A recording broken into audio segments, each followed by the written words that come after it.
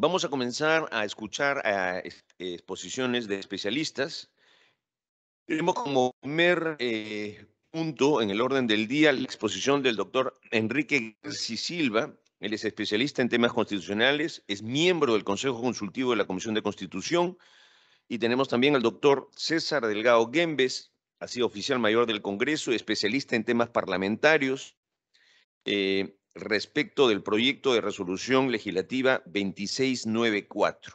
Les recuerdo que el 2694 tiene por objeto incorporar un nuevo inciso al reglamento del Congreso, que sería el inciso G, en el artículo 68 y el artículo 89b en el reglamento del Congreso, y su finalidad es regular el procedimiento de suspensión del ejercicio de la presidencia de la República por las causales previstas en el artículo 114 de la Constitución. Esta exposición, la sustentación de esto lo hizo el congresista Muñante en la sesión anterior. Colegas congresistas, con la finalidad de establecer la dinámica con relación a esta etapa, vamos a darle uso a los especialistas. Buenos días. ¿Me escuchan ahora, señor presidente? Así es, doctor. Sí, adelante. Muchas gracias, muy amable. Muy buenos días, señor presidente, a través de la presidencia, señores y señoras miembros de la comisión. Si me permite, quisiera compartir con ustedes una muy breve presentación de unas muy pocas láminas sobre el proyecto en discusión. Con su venia, señor presidente.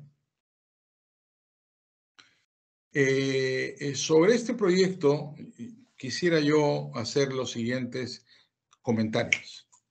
La idea es desarrollar el artículo 114, como se ha dicho, pero desde mi punto de vista hay que desarrollar algunos artículos más.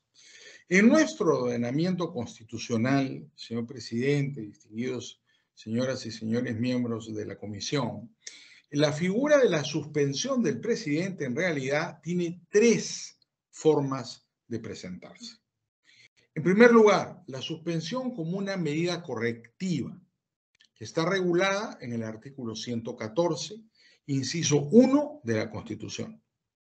En segundo lugar, lo que hemos denominado en nuestro dictamen una suspensión como medida cautelar, que está en el mismo 114, pero el inciso 2 de la Constitución. Tienen naturaleza jurídica distinta, aunque forman parte de incisos de un mismo artículo, estas dos causales de suspensión. Y en tercer lugar, la suspensión entendida como sanción en el artículo 100 de la Constitución. El proyecto de resolución legislativa que se ha puesto en consideración de la Comisión solo regula los supuestos 1 y 2. Como veremos a continuación, además de regular los supuestos 1 y 2, somos de la opinión que también debería regular el supuesto del artículo 100 para hacer una regulación comprensiva del problema de la suspensión presidencial. Vayamos punto por punto. En primer lugar, el 114, inciso 1. ¿Qué dice el 114, inciso 1?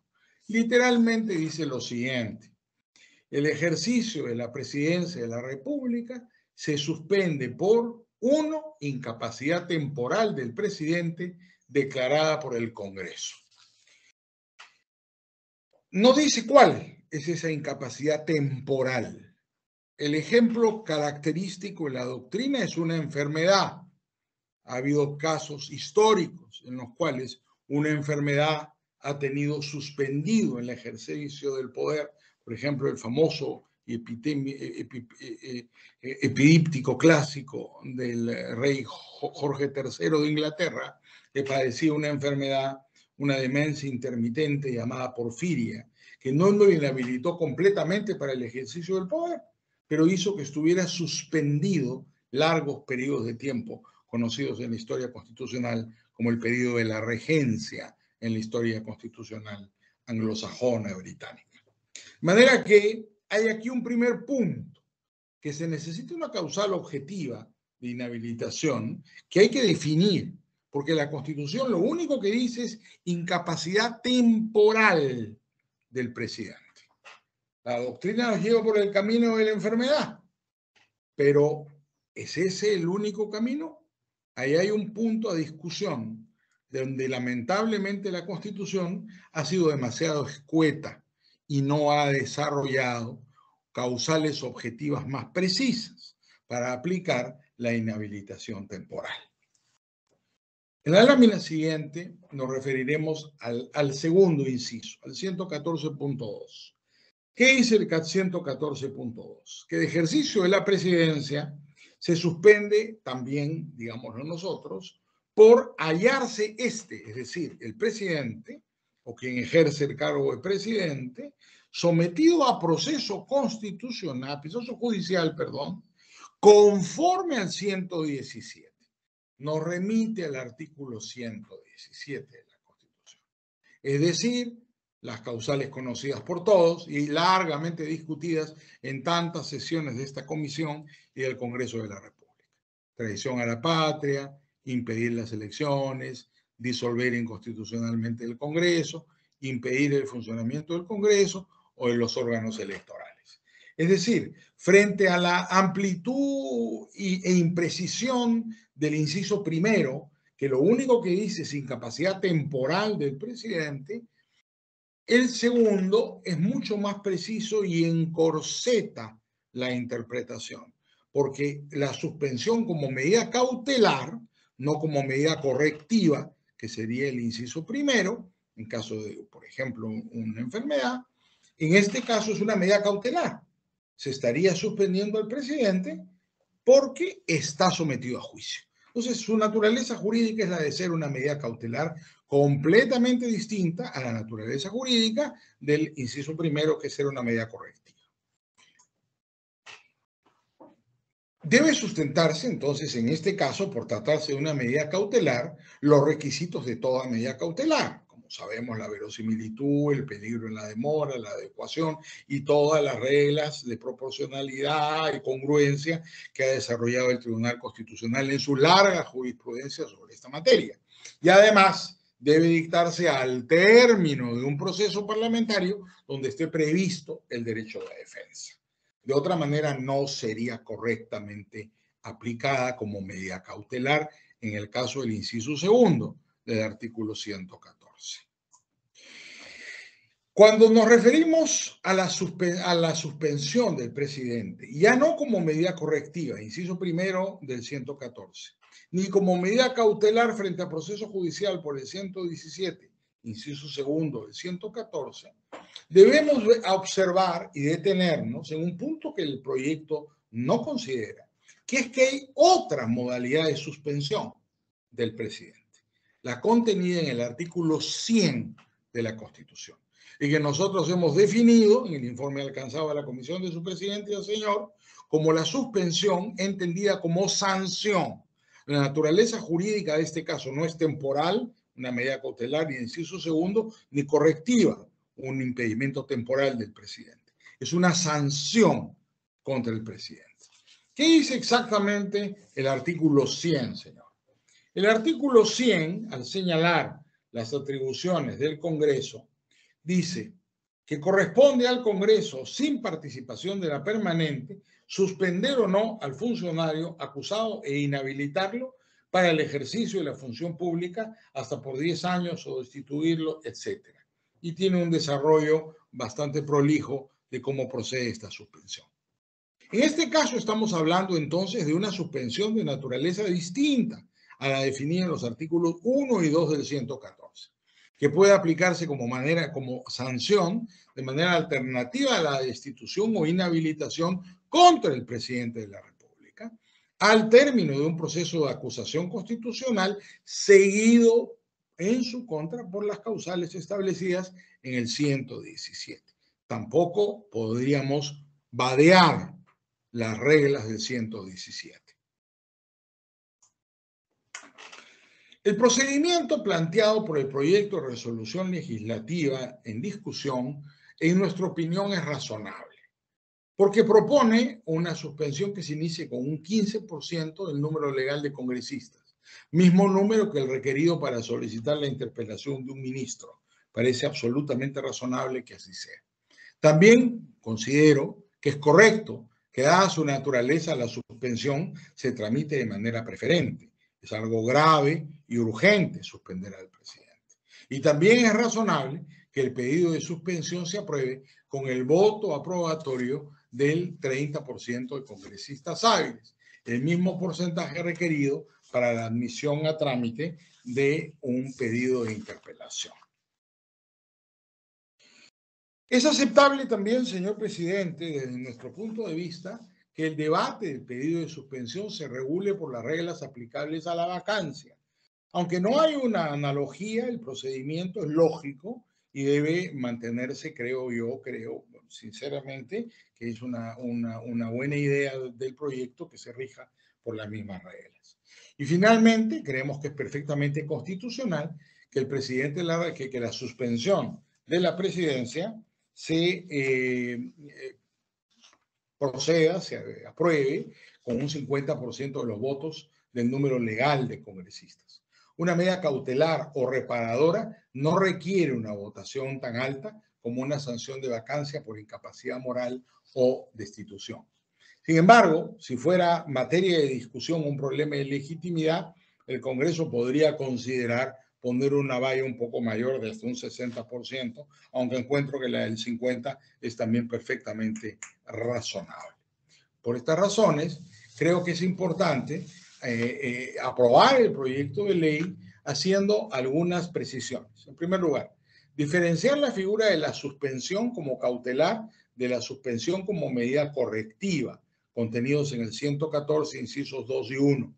Ambos pueden tramitarse vía moción de orden del día, no veo ningún inconveniente con ello. Precisar de manera explícita que en el primero de los casos le asiste al presidente el derecho de defensa, personalmente o por intermedio de su abogado. Esto es indispensable a efectos de que nadie cuestione una violación de los derechos constitucionales del presidente y se mantenga incólume el sacrosanto derecho de defensa que ha sido garantizado tanto por la Constitución como por la Carta de San José. Y creo también que debería establecerse un límite temporal a la suspensión. La suspensión no debe ser permanente, porque si no sería una destitución de facto. Debe ser una suspensión por plazo, debe haber un plazo. Tal vez, en el caso del 114, inciso 1, un plazo renovable, por ejemplo, en caso de alguna enfermedad, ¿no es cierto?, que incapacitara totalmente al presidente, pero en todo caso un plazo que debería tomar en consideración la comisión. Quiero agregar solo un punto que es sumamente importante, señor. Como hemos visto, tanto en el caso de la suspensión entendida como sanción en el artículo 100, como en la suspensión entendida como medida cautelar en el inciso segundo del 114, hay una remisión a las causales del 117. Por supuesto, este informe que he presentado a la Comisión de su Presidencia, señor, y la intervención que tan amable ustedes han tenido a bien convocarme, está bajo el supuesto de la vigencia del 117 sin ningún tipo de modificación. Pero si ocurriera como ha trascendido por los medios de comunicación, porque no sabemos de ninguna actuación formal por parte del Ministerio Público, que el Ministerio Público solicitara en un procedimiento judicial a el juez competente la inaplicación de ciertas normas de la Constitución, entre ellas el artículo 117, por haber devenido inconstitucionales, nos encontraríamos frente a una situación nueva y que el Congreso debería enfrentar porque serían novedosas. Ya la doctrina discute desde el famoso discurso de Banchoff en Heidelberg después de la Guerra Mundial si puede haber normas inconstitucionales en la Constitución. Y el derecho constitucional moderno acepta que como la Constitución está viva y no el programa constitucional no solamente está compuesto por el texto de la Constitución, sino por el desarrollo de la Constitución a través, por ejemplo, de la jurisprudencia constitucional, de los tratados de derechos humanos y de normatividad que se va desarrollando de manera análoga en el transcurso del tiempo. Puede ocurrir que ciertas normas devengan inconstitucionales con el transcurso del tiempo y sea indispensable adecuar los textos constitucionales. Si es verdad lo que se comenta, que la Fiscalía de la Nación pretende sostener o sostendría ante el Poder Judicial la tesis de que el 117 ha devenido inconstitucional porque no considera delitos graves como el feminicidio, la pedofilia, la organización criminal o el narcotráfico y solicita una aplicación, y hay una inaplicación firme establecida por el Poder Judicial, nos encontraríamos frente a una situación que, debo indicar, es diferente a las circunstancias legales en las cuales hemos hecho el informe en este momento, pero que implicaría que no aplicarse el 117 y haber una interpretación distinta, firme, como digo, una resolución de inaplicación por parte del Poder Judicial que fuera válida en este caso y que fuera válida erga omnes, el Congreso deberá tomar en consideración también esa circunstancia si ocurre en un futuro. Por tanto, y en conclusión, señor presidente, es nuestra opinión que el presente proyecto es un proyecto muy importante, largamente esperado, porque tanto el artículo 100 como el 114, inciso 1, inciso 2, no tenían un procedimiento desarrollado en el reglamento, y creemos muy importante que la comisión de su presidencia, señor, distinguidos señores y señoras miembros de la comisión, desarrollen a través de este proyecto de resolución legislativa, por tratarse no solamente de un elemento sustancial de nuestro sistema normativo constitucional, sino además por tener una gran relevancia política en los momentos actuales.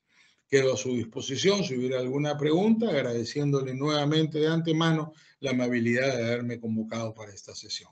Muchas gracias, señor presidente. Muchas gracias, doctor Gertzi. Le pedimos, por favor, que nos espere un momento para iniciar las preguntas luego de la exposición siguiente. Quería aprovechar para saludar a los chicos del Colegio San Martín de Porres que están acompañándonos a nosotros del Callao. Ellos son de Carmen de la Legua, el 6º grado B de primaria. Chicos, saludos para ustedes. Esta es la casa de la democracia en el Perú y es el primer poder del Estado. Recuérdenlo siempre. Gracias. Invitamos al doctor César Delgado Gembes, por favor, a que nos acompañe aquí a la mesa para escuchar su sustentación.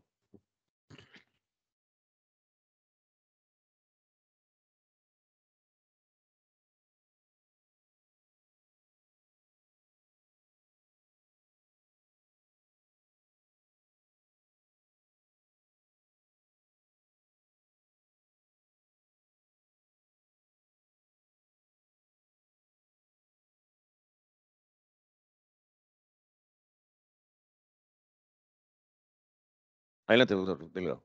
Gracias. Muy buenos días, señor presidente, señor Cavero, señores congresistas. Nuevamente debo agradecer el reconocimiento que a través de esta invitación se realiza al servicio parlamentario, del cual yo he sido integrante, no recuerdo ya si 30 o 40 años. Por lo menos algunas décadas en las que he estado al servicio del Congreso, por lo cual me siento honrado y agradecido en virtud de este reconocimiento. La razón por la que estoy presente en esta sede esta mañana es para comentar el proyecto que presenta el congresista Alejandro Muñante, de Renovación Popular.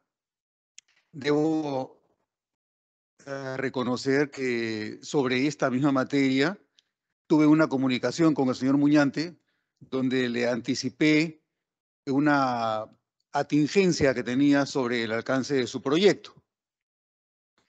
Más allá de esa atingencia, corresponde que, independientemente de los comentarios que también he vertido en algún medio de comunicación sobre esta materia, debo exponer, digamos que algunos asuntos complementarios que es necesario tener presentes para enfrentar correctamente un problema que, si bien es cierto, se califica como constitucional, es fundamentalmente un problema político y un problema de ética pública.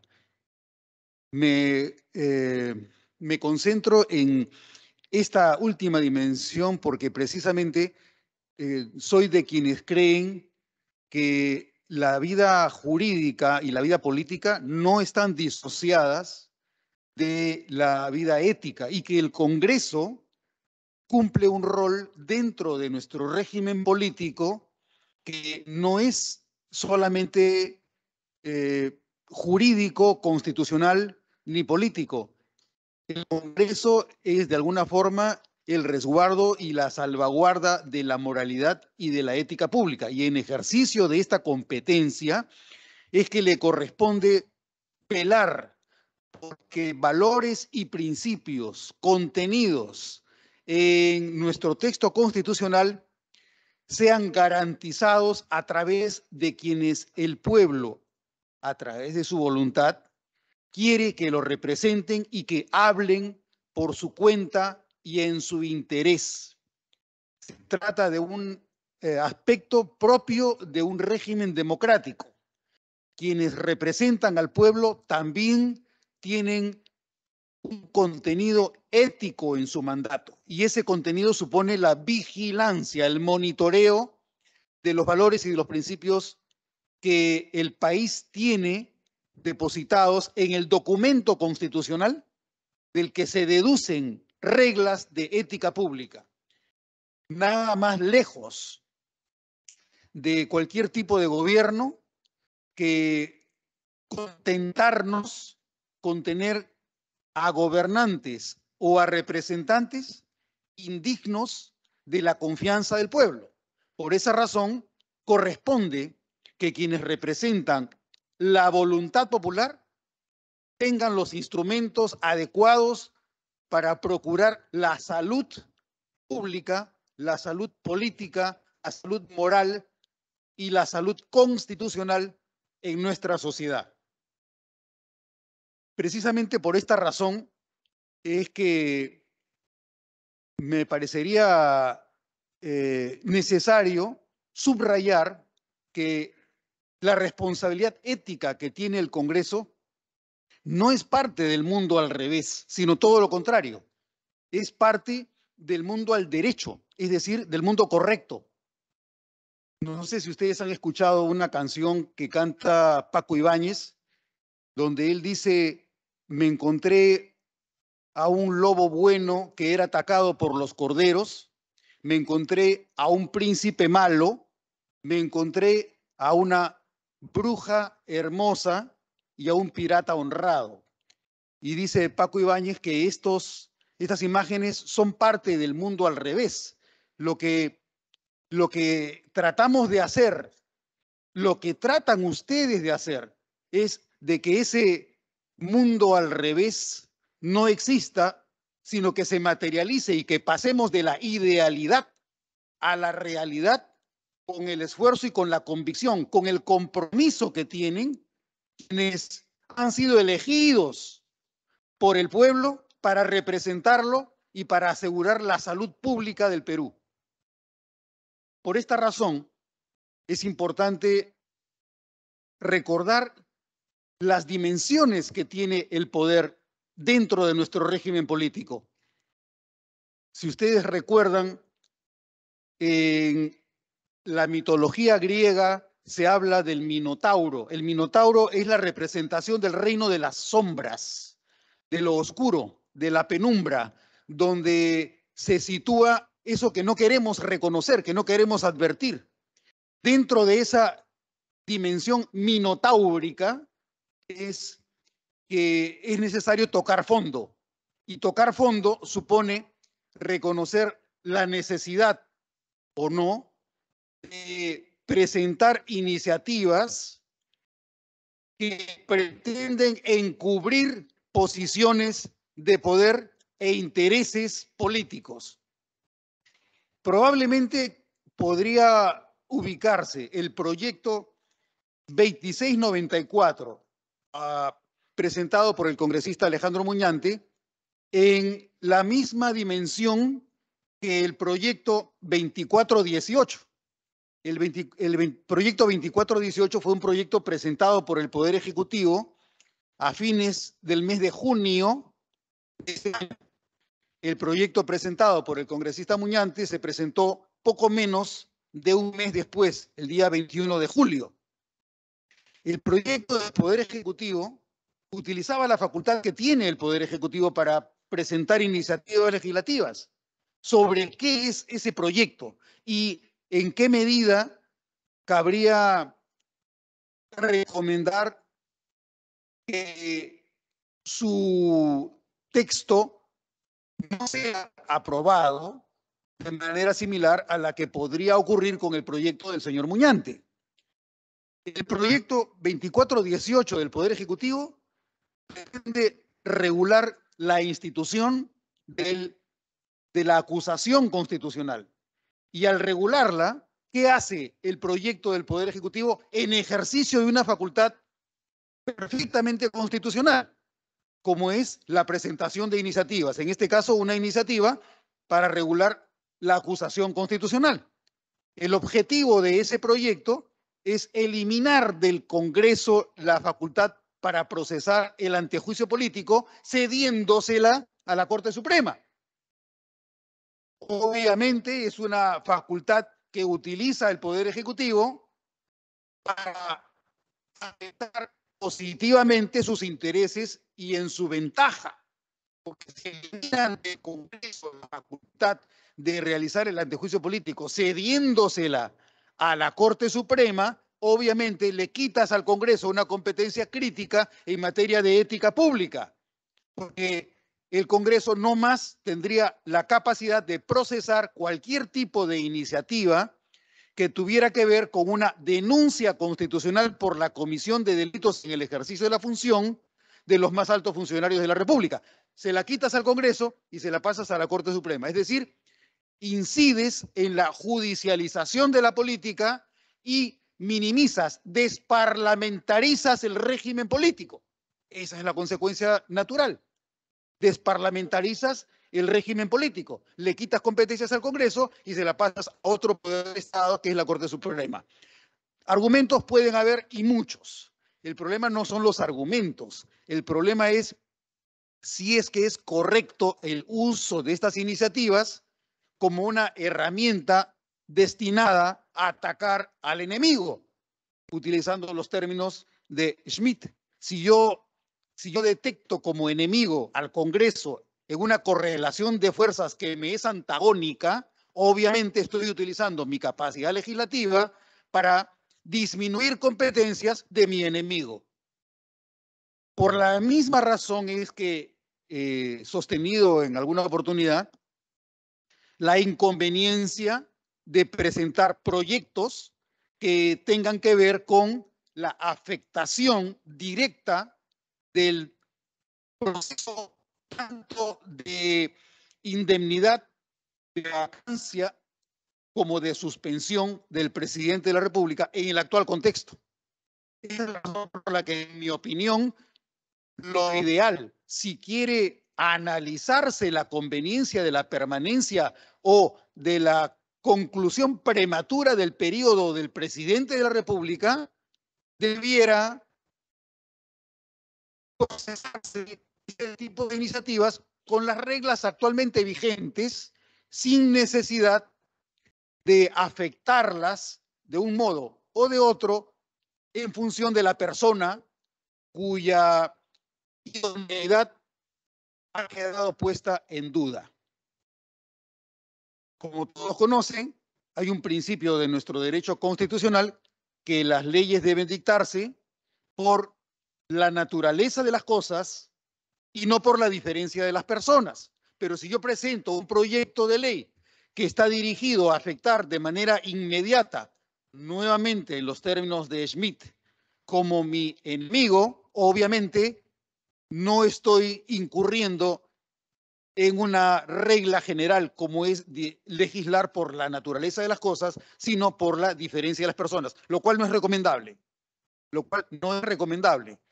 Preferible sería, peores que sean las normas que tenemos vigentes, que se utilicen los votos y los argumentos de los congresistas para justificar la decisión que les corresponda con las reglas vigentes. Nada exime ni nada impide la capacidad argumentativa que tienen los congresistas para sustentar su punto de vista. Existen parámetros constitucionales para tomar una decisión, aun cuando no existan reglas procesalmente establecidas con detalle o con prolijidad. Obviamente, el propósito que puede tener el Poder Ejecutivo con su proyecto 2418 o el congresista Muñante con su proyecto 2694 pueden ser muy nobles, pero no es recomendable desde el punto de vista constitucional dictar estas normas cuando tienes delante a una persona cuyo estatus quieres afectar, sea el Congreso, quitándole la competencia para regular el antejuicio político, como la del presidente de la República en relación con su eventual suspensión. Esa es la dimensión constitucional que yo advierto que quedaría afectada si prosperara el proyecto del congresista Alejandro Muñante. Entonces, existe pues esta dimensión minotáurica, esta sombra que es conveniente eliminar de manera tal que el proceso sea lo más limpio posible. El proyecto del congresista Alejandro Muñante tiene, desde el punto de vista técnico, o sea, desde el punto de vista de la técnica legislativa, tiene reglas que tienen que ver con el número de firmas necesarios para presentar el pedido. De acuerdo al proyecto del señor Muñante, se prevé que el pedido se presenta con el 15% del número legal, es decir, con 21 firmas, que el pedido se admite con el 30% del número de hábiles y que se aprueba con la mayoría del número legal, con más de la mayoría del número legal, es decir, con 66 votos. Estas son las reglas generales. Sin embargo, si mi observación respecto de la inconveniencia de aprobar iniciativas como el proyecto 2418 del Poder Ejecutivo o el proyecto 2694 del congresista Alejandro Muñante, si no prosperaran mis sugerencias, mis observaciones, mis reservas sobre esta materia, habría que mejorar la naturaleza de esta norma, en primer lugar, distinguiendo los casos en los que es necesario regular de los que no lo es. El comentario que me permití alcanzarle al congresista Muñante cuando presentó su proyecto fue que, a mi parecer, no era necesario incluir en el proyecto el alcance relacionado con la suspensión derivada del antejuicio político. ¿Por qué? Porque ese alcance ya está totalmente cubierto en el artículo 89 del reglamento del Congreso. Entonces, ese extremo habría que eliminarlo, pero más bien abundar en aspectos que sí son necesarios para regular mejor en el momento en el que el Congreso decida que es pertinente la naturaleza de la suspensión. La suspensión, de acuerdo a nuestro texto constitucional, más allá de lo que ya ha aclarado el panorama el profesor Enrique Gersi, las suspensiones son, diría yo, desde el punto de vista constitucional, hasta de tres tipos. El primer tipo de suspensión es el relacionado con el proceso de acusación constitucional. En los procesos de acusación constitucional caben dos tipos de suspensión. El primero es la suspensión que se produce cuando el Congreso, en mérito a una denuncia por infracción de la Constitución, sanciona al alto funcionario con su suspensión, con su destitución o con su inhabilitación. Esa es la primera vertiente del primer tipo de suspensión. La segunda vertiente del primer tipo de suspensión es la suspensión que se realiza ya no por infracción de la Constitución, sino por un delito cometido en el ejercicio de la función. ¿Cómo ocurre esa suspensión? Aquí hay que hacer un distingo entre los dos tipos distintos de sujeto que quedan o que pueden quedar suspendidos. de acuerdo al reglamento del Congreso, si el Congreso toma la decisión de que ha lugar a la formación de causa por la comisión de un delito cometido en el ejercicio de la función, debe distinguirse si se trata de un congresista o de uno cualquiera de los otros altos funcionarios. ¿Por qué? Porque de acuerdo al reglamento del Congreso, únicamente puede consultarse al Pleno si se suspende o no se suspende a quien se le declara haber lugar a la formación de causa respecto de un congresista. Ese supuesto no se da en todos los demás altos funcionarios. Por lo tanto, dentro de este primer tipo, en la segunda vertiente, delitos cometidos en el ejercicio de la función, solamente cabe consultar si se suspende o no se suspende a quien es congresista. Pero si el alto funcionario no es un congresista, basta que se declare al lugar a la formación de causa para que el alto funcionario quede suspendido en el ejercicio de la función. Y queda suspendido en el ejercicio de la función por tanto tiempo como dure el proceso parlamentario. Esta experiencia, por ejemplo, quien la conoce claramente es el congresista Luna Gálvez. En el periodo 2001-2006, el congresista Luna Gálvez fue objeto de una denuncia constitucional, se lo procesó a nivel judicial, quedó suspendido en el ejercicio de la función, postuló al Congreso el año 2006 y ganó las elecciones en el año 2006, no obstante haber estado suspendido en el proceso inmediato anterior. La suspensión del congresista Luna Gálvez supuso que viniera en su reemplazo el congresista Wilder Ruiz. El congresista Wilder Ruiz dejó de ser congresista cuando concluyó el proceso judicial contra el señor Luna Gálvez con su absolución. Regresa el señor Luna Gálvez, termina su periodo el señor Wilder Ruiz y por lo tanto continúa en su mandato hasta la conclusión del mandato que duró hasta el año 2011. Entonces, ahí tenemos un típico caso de suspensión de un congresista. Solamente procedió porque había sido suspendido, el congresista había sido suspendido. Luego, en el periodo 2006-2011, se producen algunos cambios en el reglamento del Congreso, uno de los cuales es el cambio de naturaleza de la suspensión y del estatus únicamente para los congresistas. Esto ocurrió como consecuencia del proceso que se inició entre otros congresistas, por ejemplo, a la congresista Tula Benítez. Cuando la congresista Tula Benítez era objeto de una denuncia constitucional, se presentó un proyecto de ley que fue aprobado y que actualmente rige en el reglamento del Congreso, según el cual se establece el carácter facultativo de la suspensión por delitos cometidos en el ejercicio de la función únicamente contra un congresista. En los demás casos, todas las suspensiones son automáticas. Entonces, nuevamente, este es el primer tipo de suspensión, la suspensión en un proceso de acusación constitucional donde hay que distinguir entre un proceso de acusación por infracción de la Constitución, en cuyo caso la suspensión tiene carácter típicamente sancionatorio o punitivo, y el caso de una suspensión automática que tiene que ver con el procesamiento del alto funcionario en sede judicial. El segundo tipo de suspensión es el que se realiza en contra del presidente de la República, que está previsto en el artículo 114, inciso 1 de la Constitución, donde la Constitución ni el proyecto del señor Alejandro Muñante prevén qué tipo de incapacidad vamos a hablar cuando se va a suspender al presidente de la República. ¿Es una incapacidad solamente física? La incapacidad física incluirá también la incapacidad mental.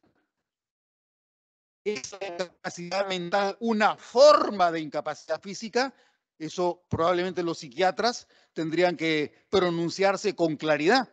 Si las incapacidades mentales deben considerarse por su naturaleza eminentemente neurológica, una incapacidad física, o si son una incapacidad de otro orden que no es una incapacidad física. Algunos quisieran que esa incapacidad sea calificada como una incapacidad moral, de acuerdo a una interpretación histórica que han venido trayendo debajo de la manga algunos colegas juristas o constitucionalistas.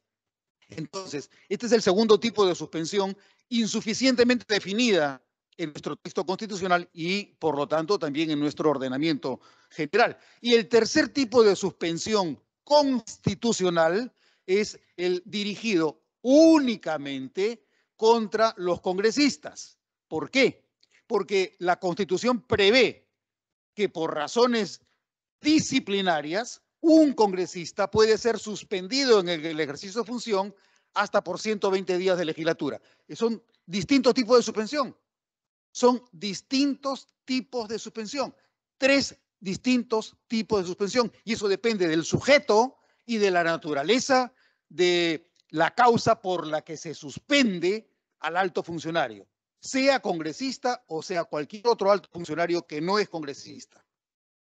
Entonces, estamos hablando de diferentes tipos de suspensión que es preciso tener presentes cuando abordamos la cuestión concreta de si cabe o no cabe suspender al presidente de la República, más allá de lo que dispone el artículo 117 de la Constitución, que contiene la cláusula de indemnidad. Es decir, que al presidente de la República solo se lo puede acusar por actos de traición a la patria, por la disolución inconstitucional del Congreso, por impedir el funcionamiento o la concurrencia de los miembros del Congreso o de los organismos electorales. Entonces, este es el contexto en el que se presenta el proyecto del señor Alejandro Muñante, que, como refiero, no hace desarrollo sobre la naturaleza de la incapacidad, de qué tipo de incapacidad estamos hablando, y hace un alcance innecesario respecto de la suspensión en los casos de delitos cometidos en el ejercicio de la función, que ya tienen regulación en el artículo 89 del reglamento del Congreso. Si nos encontramos en el supuesto de que la suspensión a que se refiere el artículo 114, inciso 1, es una suspensión de carácter físico, obviamente los efectos de esa suspensión serán distintos que si calificamos que esa incapacidad, además de la incapacidad física, también puede ser la incapacidad moral. Los efectos van a ser diferentes. ¿Por qué? Porque si yo declaro la suspensión en el ejercicio de la función del presidente de la República por una incapacidad física, sea o no mental, obviamente eso se debe a que adolece de un problema de salud. Y ese problema de salud se asume que no es permanente, sino que es temporal. Si es temporal, entonces la suspensión tendrá que durar por tanto tiempo como tarde la rehabilitación o la restauración de la salud y quede curado el presidente de la República, sea de su incapacidad típicamente física o de su incapacidad mental. Pero si nos referimos a otro tipo de incapacidad que no es la incapacidad física, que bien cabe que se lo suspenda por una incapacidad física de manera clarísima. Si la incapacidad tiene índole, naturaleza o carácter moral, nos ponemos en un supuesto semejante al que se ha debatido recientemente sobre las condiciones para vacar al presidente de la República por una permanente incapacidad moral. La vacancia se produce por una permanente incapacidad moral. Entonces, ¿en qué supuesto nos encontramos cuando hablamos de una suspensión sobre la base de una incapacidad moral? Estamos hablando de que pudieran haber condiciones que nos lleven a asumir que hay incapacidades morales que no son permanentes. Por lo tanto, hay incapacidades morales temporales, provisorias. Una diferencia básica entre la incapacidad moral permanente como causal para vacar al presidente de la República es la flagrancia. Si es obvio, si es notable, si es inocultable que existen pruebas, evidencia de que el presidente de la República ha incurrido en una falta grave que lleva al Congreso a calificarlo como inidóneo. Obviamente la flagrancia hace que se reduzcan las exigencias respecto de cualquier otro criterio. Pero cuando no tenemos evidencia suficiente o cuando la comisión de actos por el presidente de la República no es flagrante, nos encontramos ante supuestos en los que hay indicios, en los que existen medios que nos acercan a una certeza que permite insinuar o deducir que hay elementos que tienen que ser aclarados, porque no podemos darnos el lujo de mantener una persona que desempeñe su cargo bajo las sombras, bajo las penumbras de una sospecha clara respecto a su inidoneidad política, constitucional o ética. Entonces, si existen estos elementos de juicio que permiten llegar a una certeza, aunque no haya flagrancia, pero sí una certeza de que no podemos mantener como presidente de la República a una persona cuya conducta, cuyos actos, cuyo comportamiento, cuyas declaraciones nos llevan a sospechar respecto de su inidoneidad, obviamente el Congreso tiene que proceder y no cumpliría con el mandato que le corresponde desde el punto de vista ético y constitucional si no actúa en consecuencia con las certezas que posee. Esa es la responsabilidad que tiene el Congreso y se cumple a través de la revisión de parámetros que permiten argumentar por qué es mejor suspender temporalmente al presidente de la República que mantenerlo en el puesto, más allá de las condiciones con las que pueda quedar afectada la estabilidad política o económica en el país. Porque mantener a un presidente bajo sospecha en el puesto con el argumento de que eso disminuye la estabilidad política en el país, también es el argumento que permite sostener que mantener a un presidente que no reúne las condiciones básicas para asumir la conducción del país es un elemento de inestabilidad, porque nos pone en el despeñadero como país. ¿Qué país puede soportar a un presidente de la República cuya conducta, cuyo comportamiento, cuyos actos dejan mucho más que desear que lo que uno esperaría de un presidente? Las constituciones no están redactadas para permitir la sospecha de quienes gobiernan al país. Se presume que quien llega a uno de los más altos cargos en la República, se presume que está premunido de las condiciones elementales para ocuparlo. Vergüenza es para un país tener a un mandatario o altos funcionarios que adolecen de fallas graves en la conducción de los puestos que les son confiados. Estos son los aspectos que yo me permitiría compartir con ustedes para evitar precisamente que las sombras del Minotauro sean las que nos lleven a ocultar detrás de la capacidad de decisión el mal manejo que el pueblo no quiere que se dé desde el Congreso. Estas son las apreciaciones, señor presidente, que quisiera dejar a su consideración para lo que les pueda ser útil, subrayando que ante la alternativa que presenta el señor Alejandro Muñante, la otra alternativa es procesar las denuncias o los pedidos que se presenten con la integridad de las normas actualmente existentes. Hemos tenido ya un antecedente de suspensión en el cargo de presidente de la República que nunca pudo entrar en vigencia. Fue la suspensión que acordó el Congreso, luego de la inconstitucional disolución del Congreso del 29 de septiembre del año 2019, por la cual aún no se procesa al autor de ese constitucionalicidio. Ese dato de la suspensión del presidente Vizcarra no pudo entrar en efecto porque, de acuerdo a la versión del señor Martín Vizcarra, el Congreso ya estaba disuelto, y si estaba disuelto no tenía la competencia constitucional suficiente para suspenderlo. Eso es todo, señor presidente.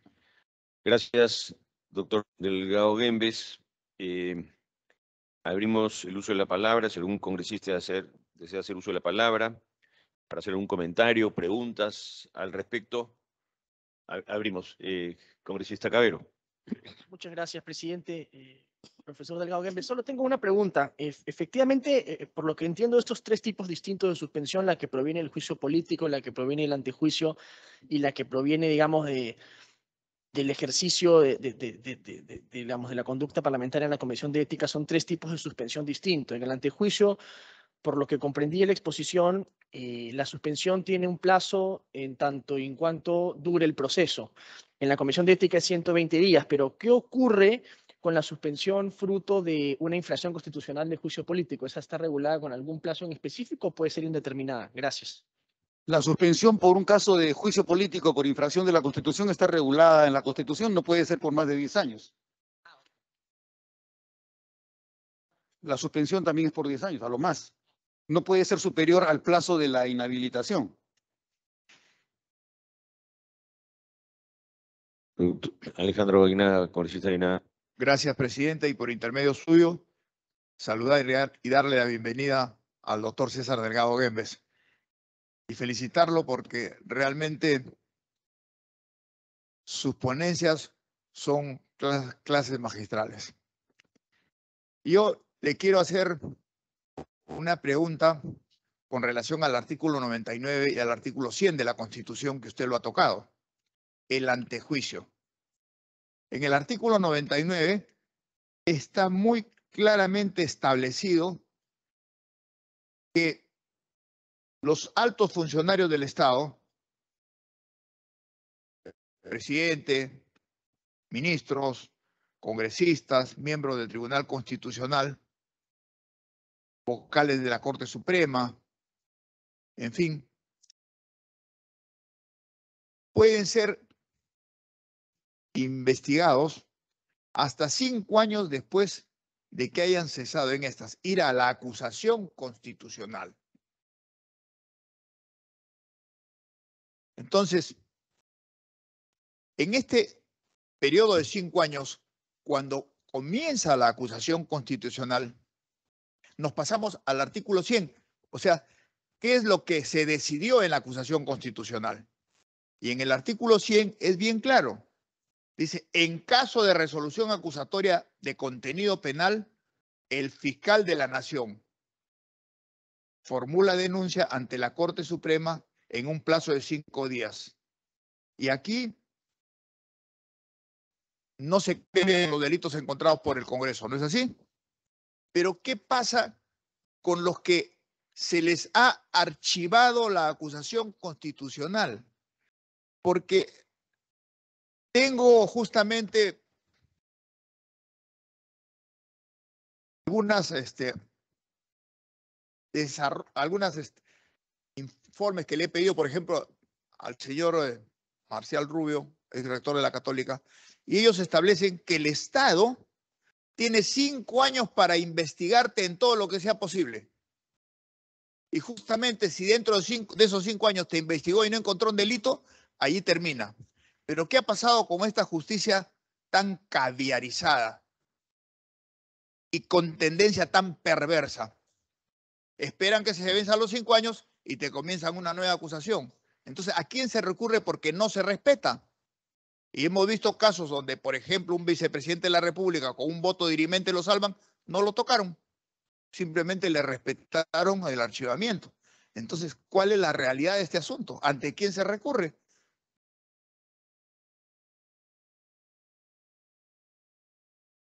Muchas gracias por la pregunta, congresista Aguinaga.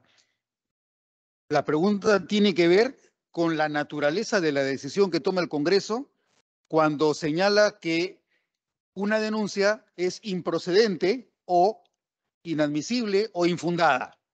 El Congreso resuelve que no hay mérito para que se inicie el proceso en el plano judicial. Estamos hablando únicamente de los delitos cometidos en el ejercicio de la función. Obviamente no hay norma que nos salve en este caso. Lo único que tenemos es la aplicación de principios. Si el Congreso es la autoridad competente en materia de los sujetos previstos en el artículo 99 de la Constitución, que son todos los altos funcionarios, y el Congreso, a partir de la competencia que tiene, resuelve que no hay mérito y por lo tanto que es improcedente o es infundada, debería respetarse esa resolución, la misma que debiera tener el carácter de una resolución firme que queda consentida y ejecutoriada tan pronto como se comunica o se publica la resolución que adopta el Congreso. Si eso no se respeta en el plano judicial o en el plano fiscal, a mi parecer, se incurriría en una infracción de la Constitución porque se estaría desconociendo y violando una garantía que prevé la Constitución a los más altos funcionarios. Ese es el concepto que yo podría anotar como respuesta a su pregunta. Gracias, profesor Delgado Guembes. Congresista Muñante, les recuerdo que también el doctor Gersi se encuentra en línea. Sí, sí. Muchas gracias, señor presidente, y a través suyo saludo a los ponentes del día de hoy, al doctor Enrique Gersi y por supuesto al doctor César Delgado Guembes. Justamente se hacía mención a este proyecto de resolución legislativa, ¿no?, que busca justamente modificar el reglamento del Congreso, porque si en algo tenemos que coincidir es que no existe, ¿no?, una regulación específica en cuanto al artículo 114. Justamente esto fue materia de una exhortación, o sea, que existe el artículo 89A del reglamento del Congreso fue producto de una exhortación del Tribunal Constitucional. El doctor Delgado Guembes hacía mención a la suspensión que se le hizo al señor Vizcarra por este inconstitucional cierre del Congreso, el cual también yo comparto muchísimo, ¿no?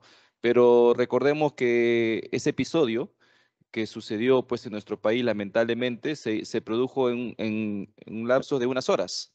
Entonces, si eso hubiese producido sus efectos, yo no sé si es que el tribunal ya hubiese hasta este momento recomendado el añadir una reglamentación de esa naturaleza. Entonces, sí creo que es importante un proyecto un proyecto que propone justamente la reglamentación de una figura que está establecida en el artículo 114 de la Constitución. Así que yo quisiera hacer pregunta a ambos ponentes, ¿no?, al doctor Enrique Gersi, que también está en la plataforma virtual. Quisiera hacerle la siguiente pregunta. La Constitución Política del Perú, para la figura de la causal de vacancia por incapacidad moral, ¿no?, le reserva al Congreso una facultad discrecional, ya que se trata pues de un juicio político enteramente subjetivo que lo declara el Congreso con mayoría de votos. En el caso del artículo 114, inciso 1, ¿no debería sujetarse a esta misma regla? Es decir, el Congreso, como bien lo dice la Constitución, es quien lo declara y debería sujetarse a esta facultad discrecional, ¿o es que necesariamente se tiene que advertir una razón, ¿no?, objetiva para que pueda proceder y de esta manera pues reglamentar un procedimiento parlamentario? Y al doctor Delgado Guembes, preguntarle, hacía mención, por ejemplo, de que la figura de la suspensión en lo que respecta al inciso 1 ya estaba contemplado en el artículo 89, ¿no es cierto? 114, inciso 1, en el artículo 89, pero ahí hace mención de la suspensión por infracción al artículo 100.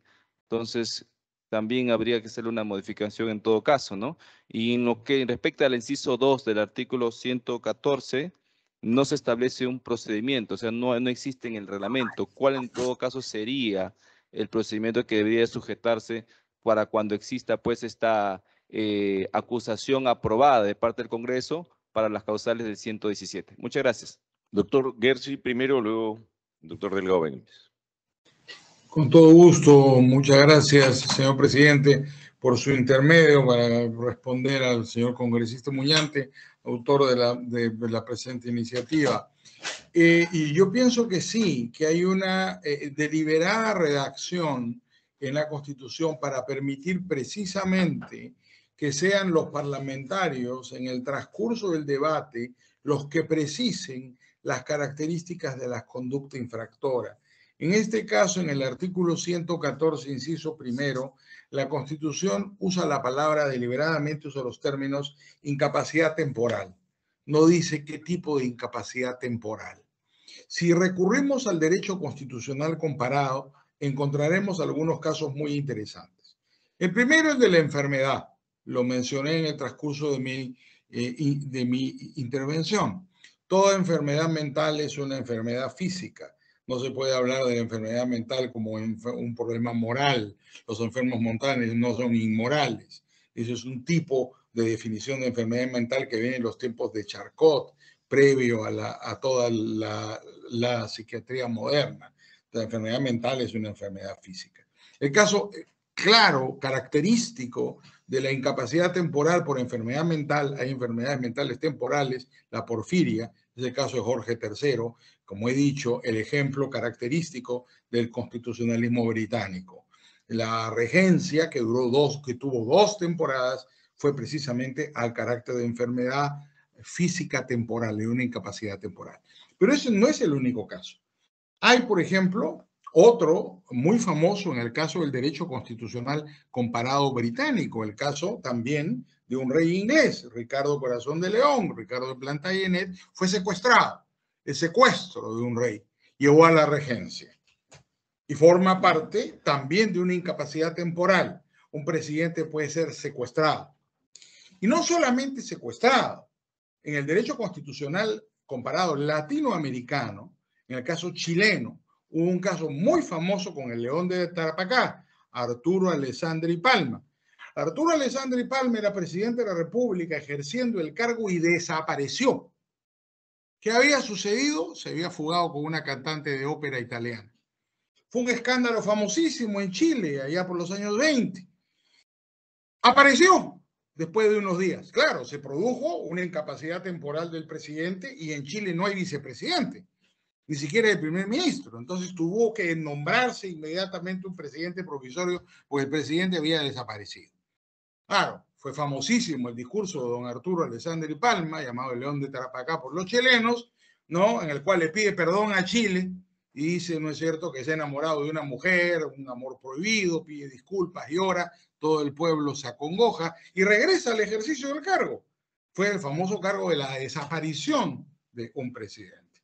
Entonces creo que aquí, en la intervención de mi muy apreciado y respetadísimo colega, el doctor Delgado Gómez, al que profeso también una gran admiración por su vasto conocimiento y erudición, nos lleva al punto central, tal vez, de este proyecto, la discusión de qué es la incapacidad temporal. Por supuesto, vía resolución legislativa en reglamento, no vamos a dotar de contenido, ni podemos limitar ni interpretar una constitución.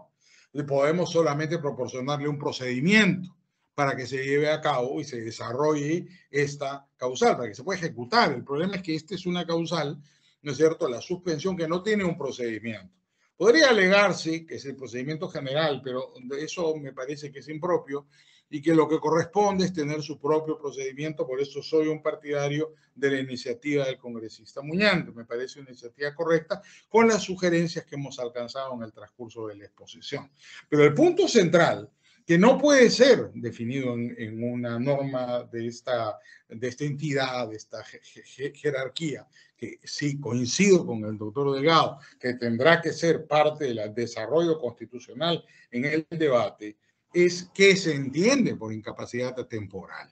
Más allá de lo que establece el inciso segundo, que es muy específico respecto de la suspensión como medida cautelar en un procedimiento judicial por el 117, salvo que pasara algo con el 117 como hemos indicado, y lo establecido en el artículo 100 como sanción. Pero en este caso específico, el inciso primero del 114, claramente creo que el punto central es la definición de incapacidad temporal. No dice la Constitución incapacidad física temporal, no dice incapacidad moral temporal. Se me hace un poco difícil concebir una incapacidad moral temporal.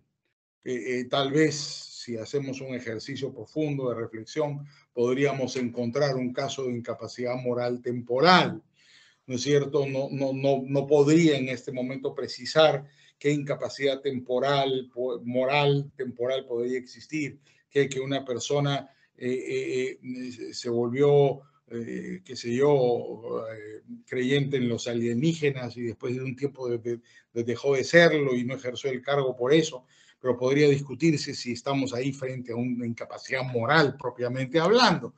Pero la incapacidad moral y la incapacidad física podrían ser consideradas sin duda porque la Constitución no hace una diferencia. Entonces, lo que es importante, creo yo, señor presidente, precisando, es que el proyecto se refiere al procedimiento y el procedimiento creo que debe existir. Creo que es conveniente que exista, creo que es sano que exista.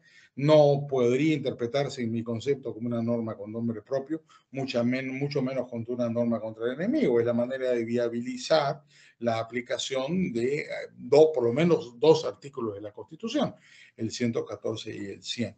Por eso soy un partidario de que la Comisión, dentro de sus atribuciones, de la manera más amplia y con la discusión democrática más abierta, como ha pedido el Tribunal Constitucional, proceda a establecer un procedimiento para la aplicación de la suspensión en este caso.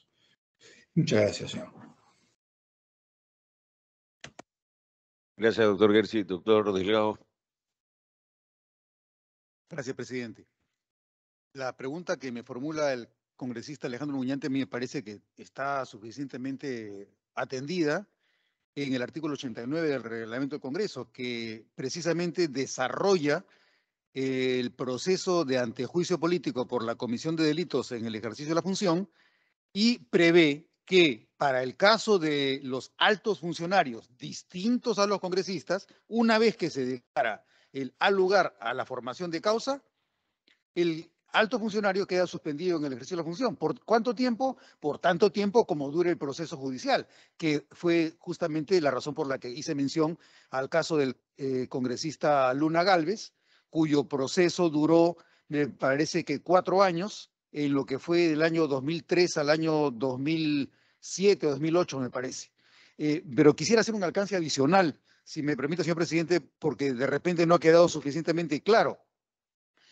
El efecto que genera la suspensión del presidente de la República aun cuando no esté de acuerdo el profesor Gersi, por una incapacidad moral temporal, ese efecto va a ser diferente que si se declara la suspensión del presidente de la República por una incapacidad física. Si se trata de una incapacidad física, la suspensión va a durar tanto tiempo como dure restablecerse el presidente de la dolencia por la cual se declara su suspensión. Pero si se tratara de una incapacidad moral temporal, como sería un caso en el que no hay suficiente evidencia, no hay flagrancia, pero sí hay indicios que permiten advertir la sospecha de que no conviene mantener al presidente mientras que dura un proceso mucho más riguroso en la determinación de las faltas que pudieran existir, digamos, en sede de la Fiscalía, en sede judicial, que no puede revisar apropiadamente el Congreso. En ese caso, nos encontramos en una suspensión, también va a ser contingente a la duración del proceso en el cual se advierte la evidencia que permita señalar que el presidente de la República debe o no debe mantenerse. Es decir, durante el proceso de suspensión, la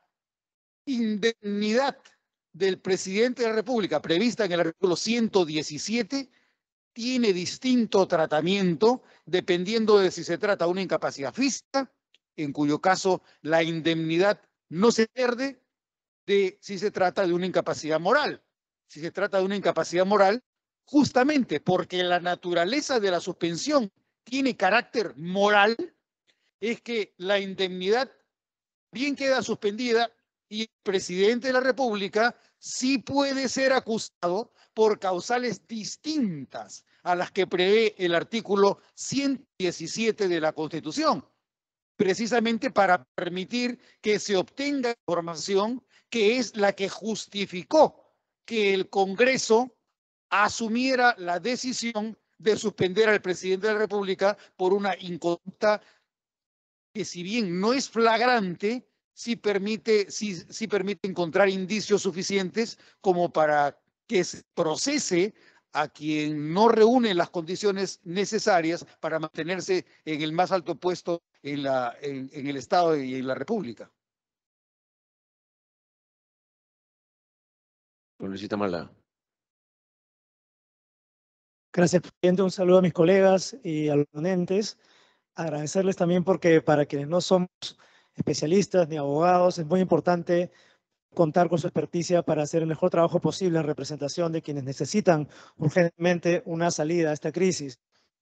Yo quería referirme a lo que destaca el profesor Delgado respecto al inconveniente de modificar normas constitucionales de control político en un contexto determinado. Léase que puedan afectar a mi enemigo político o a mi rival.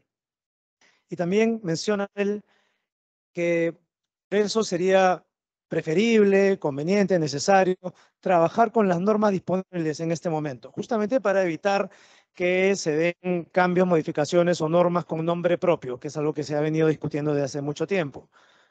Sin embargo, esto presenta una paradoja temporal, porque siempre que se modifiquen las normas de control político va a haber un oficialismo y una oposición.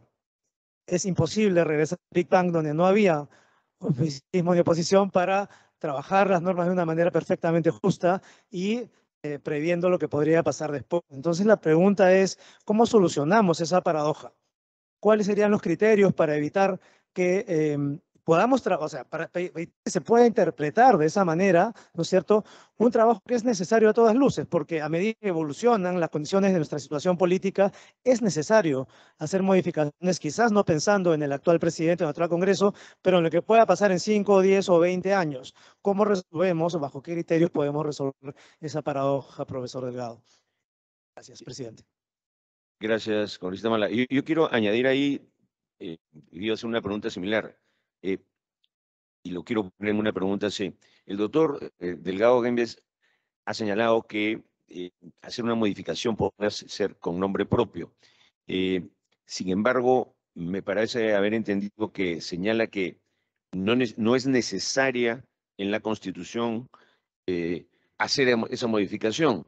Y el doctor Gersi lo que dice es, habría que precisarla está correcto. Sin embargo, vuelvo a la misma pregunta, ¿es o no es necesaria? ¿Está claro en la Constitución que el proceso de suspensión se puede dar aunque no se apruebe este proyecto de ley? Para complementar lo que ha dicho el congresista Málaga. Gracias. Muchas gracias por la pregunta del congresista Málaga.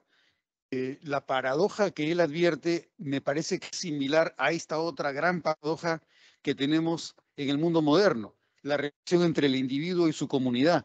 ¿Por qué hacemos lo que hacemos? ¿Lo hacemos solamente porque eso permite la satisfacción de un deseo personal o porque con ese deseo y con esa satisfacción, además, yo estoy cumpliendo con la expectativa que tiene la comunidad de que yo haga algo que la favorezca a la comunidad, sin lo cual yo no podría tampoco satisfacer mi propio interés? O sea, es la racionalidad por la que actuamos como individuos. Yo como individuo hago lo que me da la gana porque con eso me voto en la maximización de mis beneficios y de mis intereses, o dentro de mi proceso de elección racional, además, no puedo separar la satisfacción de mi interés personal de el impacto que esa satisfacción de mi deseo tiene en la comunidad de la cual yo soy parte. Esa es la paradoja.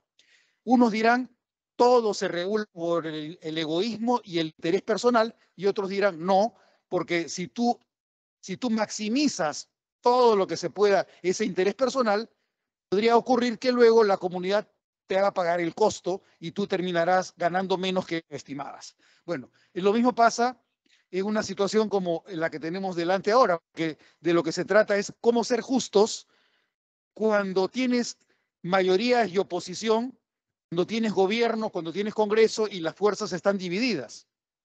Esa es la gran pregunta sobre cómo ser justos. ¿Cómo puedo ser justo? Cuando en derecho estudia el proceso de ponderación de los bienes que están en disputa, siempre se tiene a dos partes. Se tiene a la parte que quiere el beneficio A y a la que quiere el beneficio B. ¿Qué hace el juez? Lo último que se ha venido trabajando en estos procesos de gestión y administración de la justicia es el uso de ciertos parámetros. Bien es cierto, los parámetros para la definición de un caso de vacancia deben ser distintos a los parámetros que se establecen para un caso de suspensión del presidente de la República. El marco sigue siendo más o menos el mismo. Por ejemplo, tanto la vacancia como la suspensión tienen que ser medidas excepcionales. Si yo argumento que se trata de un caso excepcional, ya he avanzado algo. Segundo parámetro, debemos tener un mínimo de evidencia y de certeza disponible. ¿La diferencia cuál es? La diferencia es que en un caso de vacancia hay un caso flagrante. Entonces no puedes evitar reconocer que efectivamente estás en un supuesto que es insoportable, insostenible, pero cuando estás en un caso de suspensión, tú puedes tener indicios que te acerquen a la certeza, pero te lleva a duda. Entonces tú tienes que sustentar tu duda. ¿Y por qué esa duda es necesario que se ventile y que no se resuelva en sentido favorable a quien se presume inocente? Porque así lo manda la Constitución. Pero no obstante esa presunción, existen sospechas que tú no puedes negar. Entonces hay que argumentar, hay que sustentar. Y el parámetro consiste precisamente en esos elementos que te acercan a algún grado de certeza con indicios.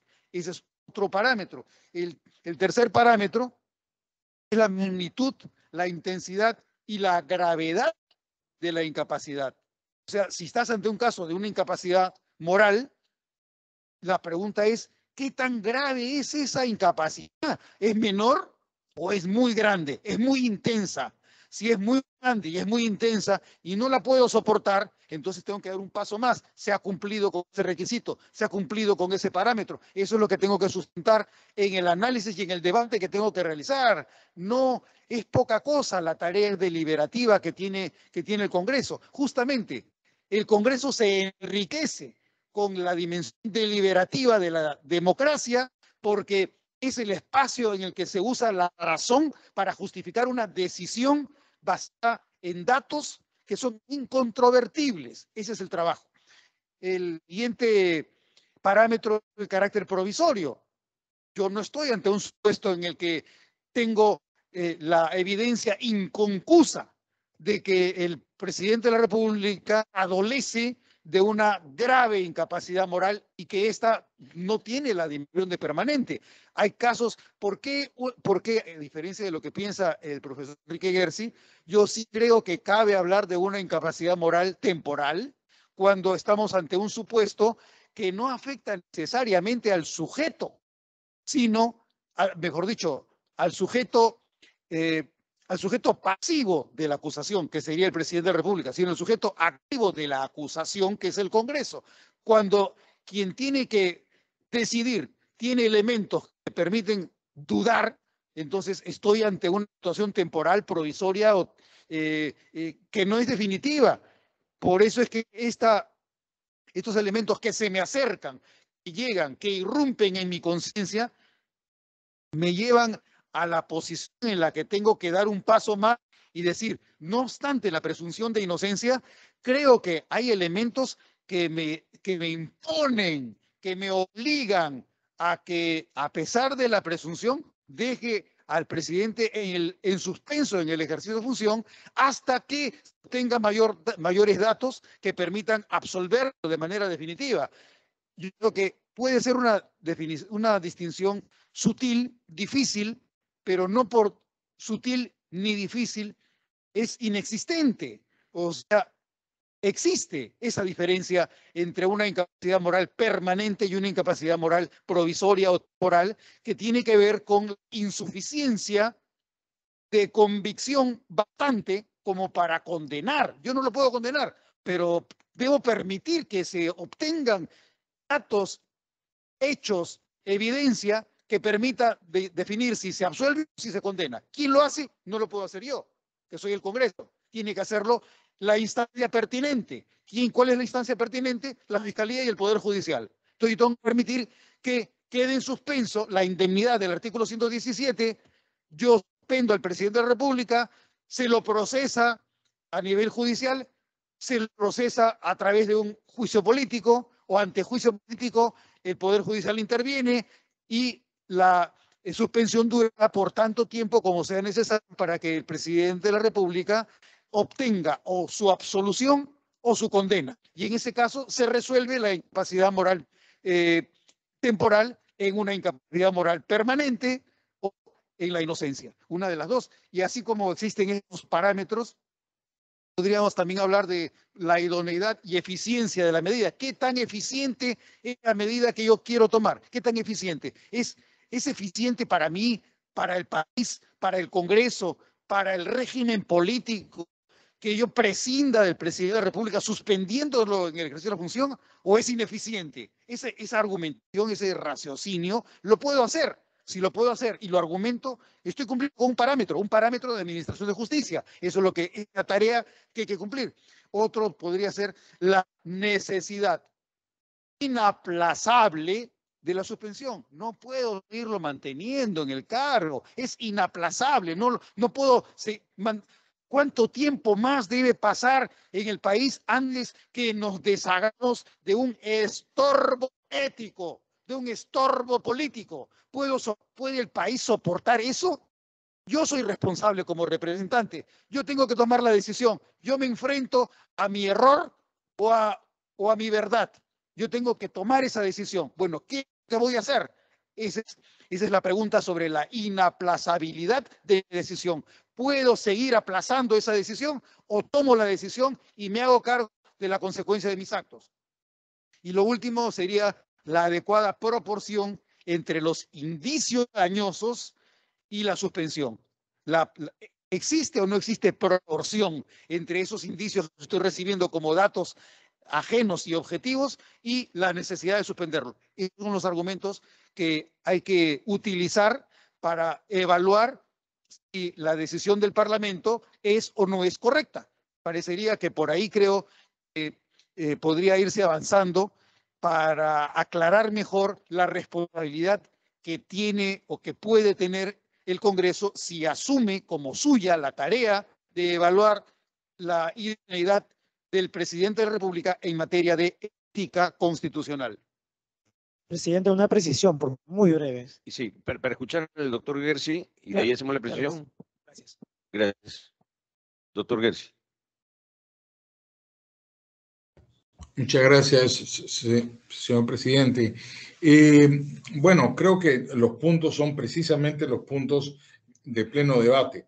En primer lugar, para contestar rápidamente una tingencia que usted formuló durante la intervención. ¿Se puede o no se puede? Fue la pregunta, ¿no? Señor presidente, sí se puede. El problema es que el reglamento no dice cómo. Podríamos tratar de utilizar las normas generales como una moción común y corriente, pero no lo es la suspensión del presidente.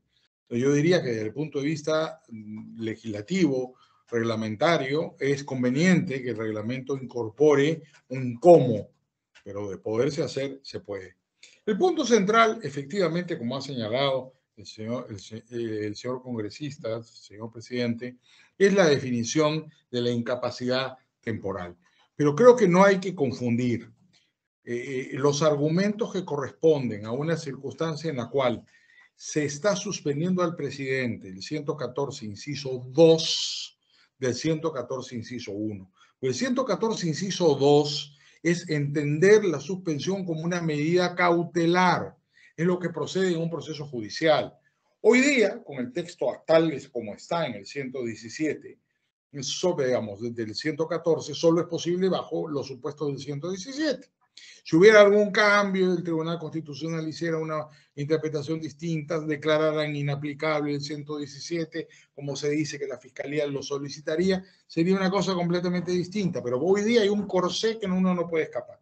En el caso del inciso segundo. En el caso del inciso primero, el punto es qué significa incapacidad temporal.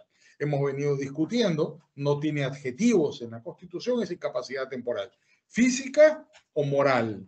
Yo he tratado de indicar que además debe entenderse incapacidad temporal en el sentido más amplio, no solamente la incapacidad por una enfermedad, es una incapacidad física también, como indiqué, en caso de un secuestro, en caso de desapariciones, ha habido casos en el derecho constitucional comparado que no son útiles. Pero creo que no hay que mezclar. La Constitución tiene 3 conceptos de suspensión que corresponden a 3 naturalezas jurídicas diferentes. Inclusive les ha podido llamar de otra manera, o en realidad usa palabra suspensión de una forma política, no lo usa de una forma jurídica.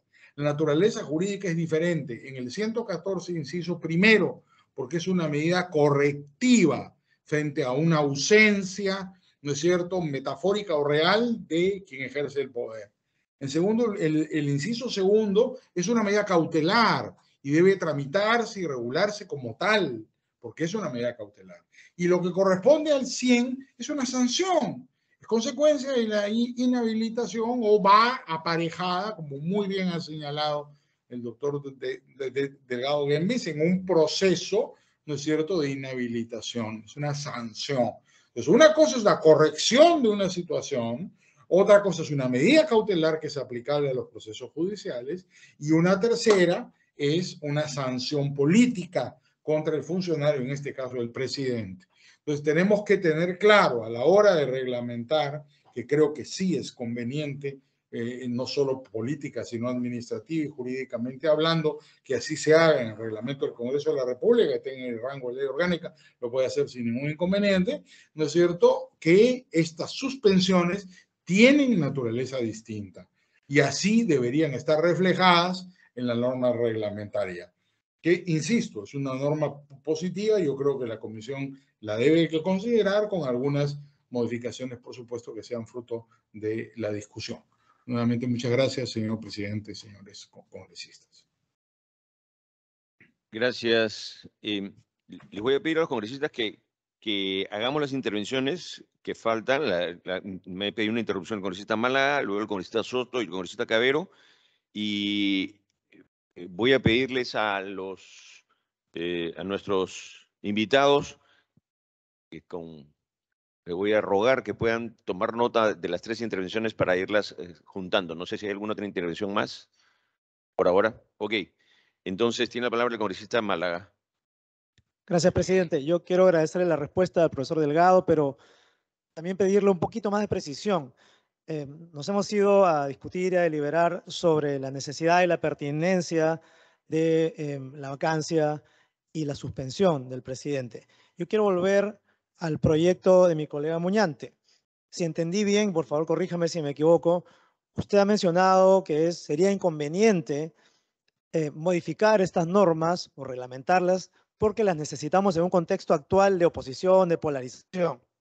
Entonces la pregunta es, ¿usted está recomendando que no se haga esto justamente porque estamos en este contexto? ¿O qué debemos hacer? Porque siempre habrá oficialismo, siempre habrá oposición y no sería de sorpresa que en el próximo periodo de gobierno, espero que no sea así, tengamos una situación análoga. Entonces, ¿cuándo es que deberíamos nosotros hacer este tipo de modificaciones? En algún momento tendremos que hacerlas. Siempre habrá un contexto, o lo que se está tratando de decirnos es que debemos decidir según la urgencia del caso a pesar de esta paradoja temporal. Congresista Soto. Muchas gracias, señor presidente. Saludos a todos los congresistas presentes y asimismo a los especialistas de esta importante exposición que están haciendo el doctor Delgado y asimismo al doctor Gertzi. Yo creo que, señor presidente, sobre el debate de este tema, no debemos, como legisladores, no debemos legislar en base a la coyuntura, en base que se presenta en un momento oportuno. Yo creo que la pregunta que yo quisiera hacer al doctor Delgado y asimismo al doctor Gertzi, por ejemplo, la constitución política no puede trastocarse a cada rato de acuerdo a lo que ocurre a diario, señor presidente. Asimismo, nosotros como legisladores no podemos legislar a cada rato de repente que ocurre un tema circunstancial. Yo creo que para eso también nosotros, con el doctor Delgado coincido, por ejemplo, debemos elegir, por ejemplo, a nuestras autoridades, efectivamente, personas idóneos, que el presidente de la República debe ser una persona idóneo, ético, moral. Yo creo que, por ejemplo, este debate nos trae, efectivamente, el actual presidente de la República, si bien es cierto, por ejemplo, el Ministerio Público tiene 6 investigaciones en fría. Entonces, son razones que se han presentado. Yo reitero, yo debo ser responsable como legislador, porque también representamos a la nación y no debemos legislar en base a las coyunturales. Creo que muy importante la participación del doctor Delgado, del doctor Gertzi, porque ellos son especialistas de la materia, conocen y nos podría, por favor, apreciaciones. A ver, por ejemplo, ¿qué implica esto? Porque finalmente de repente el legislador puede tener buenas intenciones, pero más allá, por ejemplo, la persona, por ejemplo, aquí oposición se puede victimizar, entonces tampoco no podemos hacer leyes con nombre propio. Entonces yo creo que es muy importante. Yo saludo al presidente de Comisión de Constitución porque debe haber debate, mayor consenso y mayor análisis. Y aquí es importante también la participación de los especialistas. Muchas gracias. Gracias, congresista Cabero. Gracias, presidente. Yo tengo una duda porque efectivamente, digamos, la suspensión, así como la destitución, pueden ser fruto tanto del juicio político como del antejuicio político que está en el artículo 99. Y bueno, en el caso del juicio político propiamente puede incurrirse en una inhabilitación política. Pero digamos, y esto incluye a los altos funcionarios, incluido el presidente, según el artículo 99. Sin embargo, el presidente efectivamente tiene una inmunidad específica para ser acusado solo por los temas que están en el artículo 117. O sea, él tiene una inmunidad especial para ser acusado tanto en juicio como en antejuicio, y ahí quizás habría que entrar a analizar, por ejemplo, la naturaleza del 117, si son delitos o infracciones a la Constitución. Pero independientemente digamos, de este sistema de juicio y antejuicio, en la Constitución existe ya de por sí el artículo 113 y el artículo 114 como excepciones. De hecho, yo creo, y corríjame si me equivoco, que el artículo 113 sería una suerte de juicio político específico al presidente y excepcional al artículo 117, que es la posibilidad de ser destituido o vacado con 87 votos por una incapacidad moral permanente declarada por el Congreso.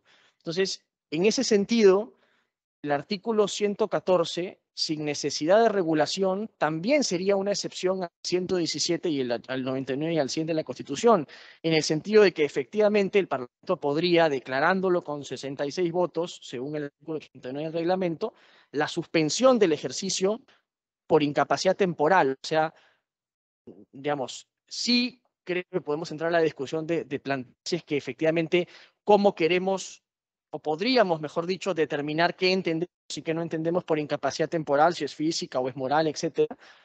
Pero finalmente ya está en la Constitución la posibilidad de que el Congreso pueda suspender el ejercicio del cargo por incapacidad temporal al presidente de la República, así como ya existe en 113 que se le pueda vacar por incapacidad moral. Entonces, yo lo que quería preguntar es un poco la pertinencia de esto. Y si yo puedo coincidir quizás en que en este momento quizás no sea pertinente, así como yo consideré en su momento que no era pertinente regular qué se entendía por incapacidad moral permanente en el artículo 113 y dejarle esa potestad al Parlamento.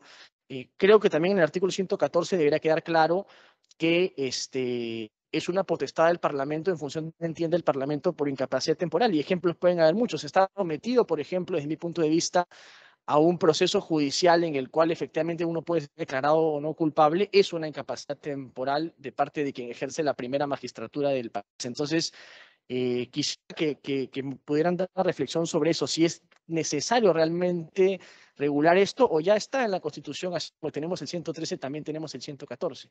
Gracias. Congresista Echaíz. Gracias, presidente. Bueno, no sé si el tema que voy a abordar ha tocado, tuve que ausentarme un momento por razones funcionales, pero a mí me surge una inquietud en cuanto a partir del debate que estoy escuchando en este momento. Lo que veo yo del proyecto es que se está sugiriendo la incorporación del literal G en el artículo 68 para establecer cómo se pide una suspensión o la suspensión temporal del ejercicio de la función del presidente en los supuestos del artículo 114 de la Constitución. El 114 de la Constitución establece como supuestos la incapacidad temporal del presidente declarada por el Congreso.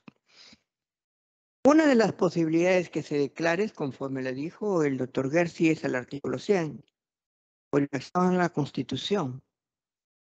Pero la otra también puede ser por una incapacidad física. Vamos a suponer que se produce un accidente y el presidente sufre una grave lesión que le priva del conocimiento y que éste se prolonga por algún tiempo. Ese supuesto está previsto dentro de los mecanismos procesales que nosotros tenemos. Me parece que no, porque no está ni dentro de la infracción de la Constitución, no está dentro del 117. ¿Cómo se pediría que se proceda a hacer la suspensión? Yo leo en esta propuesta que es a través de una moción, que no está contemplada en el artículo 89 o 68 del reglamento. Solamente está la proposición de vacancia del presidente conforme al artículo 113. Ni siquiera está el 117. Entonces, si existe un vacío procesal frente a un probable hecho que nadie está libre, ¿cómo lo tratamos? Yo lo he leído desde ese punto de vista. Ahora, vamos a suponer de que el presidente se encuentre pues sometido a un proceso judicial, una investigación judicial donde se determine la evidencia suficiente de que ha incurrido en la comisión de algunos de los tipos penales previstos en el 117. Ahí se procede una suspensión. Ahora, ¿cómo se pide? De acá, de acuerdo con la moción, el artículo 68 solamente estaría prevista las mociones para el 113. ¿No estaríamos con este proyecto llenando un vacío existente actualmente en nuestro reglamento? Pregunto. Gracias, señor presidente. Gracias, congresista Echaíz. El doctor Gersi y luego el doctor Delgado Gómez. Muchas gracias, señor. Voy respondiendo por su intermedio a cada una de las muy interesantes intervenciones de los señores y señoras congresistas. Primero el congresista Málaga por su intermedio. Señor presidente, ¿cuándo regular? Era su pregunta y yo creo que procede regular en este momento. ¿Por qué? Y me referiré a ello después, como ha señalado la congresista Gladys Echaíz, la doctora Gladys Echaíz. Hay un vacío en el reglamento, entonces es conveniente que se llene ese vacío porque es procesal, no está previsto en los supuestos. En segundo lugar, señor presidente, por su intermedio, rápidamente, atendiendo todas las inquietudes, el congresista Soto se preguntaba si no es malo o bueno legislar en la coyuntura, ¿no? Yo diría que acá no se estaría legislando en la coyuntura. Esta es una norma que existe, es una norma preexistente, ¿no es cierto? Y eso no es una norma con nombre propio, es una norma de carácter general que está en la Constitución, como hemos visto, en un artículo del 114 y en otro del 100. El 100 no está considerado en la propuesta de resolución legislativa del señor congresista Muñante, hay que incorporarlo, pero el 114 tiene dos naturalezas jurídicas distintas. El inciso 1 es una corrección, ¿no es cierto?, frente a un problema físico, un impedimento grave, temporal. Y el inciso 2 es una medida cautelar, y por tanto los trámites tienen que ser distintos. Sería importante que se distinga, por eso, en la modificación reglamentaria, si la comisión de su presidencia, señor, así lo considera, la naturaleza jurídica de cada una de las suspensiones. La correctiva, como le hemos llamado, la medida cautelar, y la sanción del artículo 100. Por consiguiente, establecer un procedimiento inequívoco para su aplicación es conveniente y no es legislar para la coyuntura, ni es una norma con nombre propio, es establecer un procedimiento. La norma ya existe. El señor congresista Cabero, claro, trae el tema, ¿no? Lo que hemos estado discutiendo. Hay una creo yo, deliberada redacción abierta de la Constitución, como lo ha hecho en el caso en general del 113, ¿no es cierto?, cuando habla de la permanente incapacidad moral o física. El 114 ya no habla de la permanente incapacidad moral o física, habla de la incapacidad temporal. ¿Cómo debemos entender la incapacidad temporal? Bueno, la redacción de la Constitución es abierta. Coincido en que aquí puede ser materia de una amplísima discusión, donde el derecho constitucional comparado ayuda, no cabe duda. El caso de, por ejemplo, un accidente donde sobreviene el coma del presidente, un presidente en coma está en incapacidad temporal, ¿no es cierto?, física, ¿no? Igual en el secuestro, igual en la desaparición de un presidente, como contaba en el caso del chileno Alessandri Palma, pero podría haber una incapacidad moral transitoria, materia de discusión. Yo no he podido encontrar un ejemplo que satisfaga el requisito, lo encuentro sumamente complejo, pero digamos, sería materia de discusión y de desarrollo por parte de la función legislativa, saber si es posible una incapacidad moral transitoria. En cualquier caso, la Constitución es bien clara al respecto. Tiene que ser temporal, no permanente, y hace una distinción, ¿no es cierto?, del 113 con el 114. Finalmente, los comentarios de la señora congresista doña Gladys Echaíz coincido plenamente, ¿no es cierto? Es indispensable, ¿no?, llenar el vacío procesal. Las normas están en la Constitución, pero no son de aplicación las normas reglamentarias a todos los supuestos del 114 y del 100.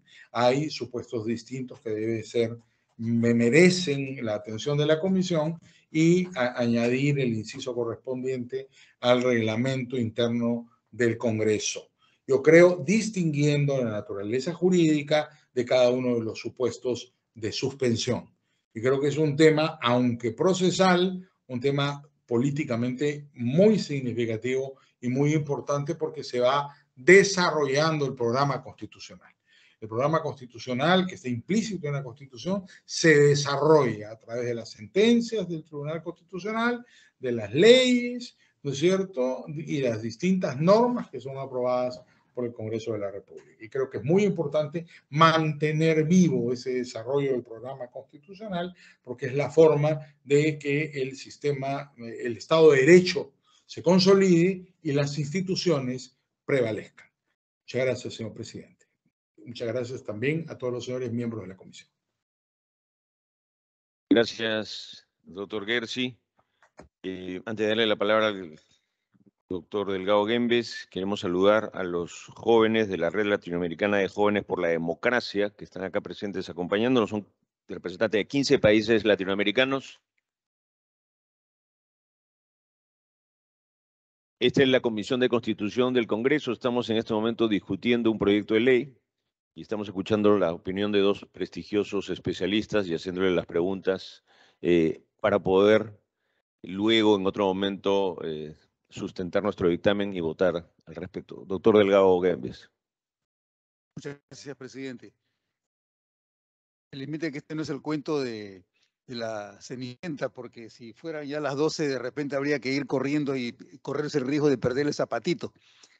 Pero sí voy a tratar de ser lo más breve posible. El congresista Málaga me conmina que responda si es que recomiendo o no recomiendo la aprobación de normas que, conforme lo precisa la doctora Gladys Echaíz, llenan un vacío. El argumento legal siempre va a existir. Los abogados siempre van a encontrar razones para que haya normas. Yo soy abogado, me he formado, enseño derecho, pero me encuentro del otro lado de la orilla. Felizmente, mi formación anterior al derecho ha sido la filosofía y después del derecho he estudiado sociología. Entonces, creo que tengo un panorama un poco diferente al del abogado típico. Y por esa razón, yo me encuentro entre quienes prefieren que las dudas se resuelvan a través de la argumentación antes que de la norma. Creo que la norma padece un problema que es su mitificación. Se mitifica, se cree que la norma me soluciona el problema, me desentiendo, creo la norma y la mecánica funciona. No es así. Las normas no solucionan el problema, lo multiplican. Esa es mi percepción. Por eso es que yo creo que nada puede eliminar, subsanar, ni suprimir, ni reemplazar la capacidad discursiva de las personas. Si tiene razón, susténtalo. Más allá de que la norma te lo diga o no te lo diga. Es más, uno de los espacios del derecho en el que con mayor claridad puede verse el valor que tiene la capacidad discursiva del ser humano es en el derecho parlamentario. Porque a diferencia de otro tipo de derecho, por ejemplo, el derecho cartulario, el derecho de los títulos valores, si tú no tienes en la letra de cambio escrita la condición específica, ese título no vale. En el cheque lo mismo, el pagaré lo mismo. El derecho parlamentario no es cartulario. El derecho parlamentario no es literal. El derecho, más, ¿cómo le puedes pedir a un congresista que ha sido elegido a partir de la voluntad popular que se comporte como si fuera un jurista? No puedes, pues, no puedes, porque estarías torpedeando los fundamentos de la democracia. Entonces, en lo que te tienes que basar es en la capacidad de razonamiento que tiene un representante del pueblo. Por esa misma razón, yo creo que más allá de que existan todos los argumentos del caso, estamos ante un vacío y que efectivamente yo no puedo proceder a menos que la norma me faculte. Mire, ¿cómo fue el caso, más allá de que nunca tuviera vigencia o no? ¿Cómo fue la suspensión del señor Martín Vizcarra? ¿Acaso había norma? No había norma. No había norma y se tomó una decisión. ¿Cómo han ocurrido todos los casos de vacancia por falta grave del Contralor General de la República, por ejemplo? ¿Había procedimiento? No había procedimiento. Se tomó una decisión a partir de normas y pautas comunes del procedimiento parlamentario. Para mi suerte, cuando yo empecé a trabajar en el Congreso, en la Cámara de Diputados el año 1980, el único reglamento que teníamos era el reglamento interior de las cámaras legislativas de 1853. Nos hemos manejado con ese reglamento hasta el año 1988. Un montón de casos no tienen ningún tipo de previsión. ¿Cómo se solucionaba? Porque los congresistas con experiencia construían las razones y se tomaban las decisiones. Hay que confiar más en eso. Eso es lo que va a dar calidad a nuestros procesos políticos y lo va a deslegalizar. La legalización de los procesos entorpece la capacidad de toma de decisión política, más allá de que obviamente tengan que cumplirse ciertos requisitos. Por ejemplo, en honor al pío que existe, yo apruebo el proyecto del señor Alejandro Muñante. Lo apruebo. Tengo que pensar qué va a ocurrir. La persona afectada no es manca, pues, no es manca. Va a impugnar la decisión que tome el Congreso a propósito y a partir del proyecto del señor Muñante. ¿Qué va a decir? Los argumentos que yo estoy tratando de adelantar. Es decir, que se ha dirigido este proyecto de manera específica contra el presidente de la República porque está afectado. De la misma manera que ustedes podrían decir exactamente lo mismo respecto al proyecto 2418 del presidente de la República, que le recorta facultades al Congreso en los procesos de antejuicio político y de juicio político. O sea, los intereses políticos están ahí, son incuestionables, son innegables, no los podemos pasar por alto. Entonces, si eso ya está ahí, ¿qué me impide que, valiéndome de estos criterios generales que he permitido compartir con ustedes, que son los parámetros para tomar una decisión, qué me impide que yo tome mi decisión? Tomo mi decisión, lo sustento, lo fundamento, y me objetan, bueno, encontraré razón para corregirme si estoy en un error, o de lo contrario, tendré que darle la razón a la persona y se tomará la decisión más justa y correcta. No hay solución absoluta para nada. Por eso es que somos seres humanos. Estamos manchados de ambivalencia. Somos seres ambiguos. Por eso es que el pecado es parte de nuestra naturaleza. Por eso es que existen los adulterios. Por eso existen, o no, de todas partes, hombres y mujeres. Entonces, la fragilidad nos caracteriza. No somos dioses. Estamos manchados por el Minotauro, lamentablemente, y tenemos que esperar que venga un Teseo que, utilizando el hilo, pueda desenvolverse correctamente en este laberinto constitucional. Pero tenía varias preguntas más, no sé si... Sí, Congresista Muñante, ¿por alusión o no? Sí, por alusión. Sí, solo una precisión, presidente. A ver, la figura de la suspensión presidencial ya está en la Constitución. Lo que propone el Ejecutivo no está en la Constitución, entonces no pueden ser equivalentes. Solamente esa precisión, doctor. Y con respeto, doctor Delgado Gómez. Gracias. Y solo una precisión. Presidente Chase. En el Perú nos regimos por el principio de legalidad, no por el common law. En el Perú nos regimos por el principio de legalidad y de constitucionalidad. La Constitución son valores y son principios y no solamente reglas. Por eso es que existen los cursos de argumentación jurídica, cuyo sentido, función y propósito es encontrar modos de argumentar a partir de principios y de valores, aun cuando no existan reglas. Esa es justamente la misión que tienen los congresistas, a diferencia de lo que ocurriría, me imagino, en la Fiscalía de la Nación, donde sí es mucho más exigible el principio de legalidad. Bueno, bien. Sí. Brevemente, sí. Efectivamente, yo creo que, como señala el congresista Cabero, puede entenderse de alguna manera que los artículos 113 y 114 constituyen modalidades distintas de juicio político y también una suerte de excepción al artículo 117 cuando hay razones que permiten solucionar los problemas de la República a partir de una decisión que es necesario que tome el Congreso para justamente optimizar la salud ética, política y constitucional del Perú. Creo que con eso yo ya... Muchas gracias. Gracias, muchísimas gracias, doctor Delgado Gómez y doctor Gersi, por habernos enriquecido con sus comentarios, con sus participaciones. Pueden retirarse. Muchísimas gracias por habernos ayudado. Estimados congresistas, tenemos... Muchas gracias, doctor. Vamos a suspender la sesión unos breves segundos, minutos, para despedir a nuestros invitados.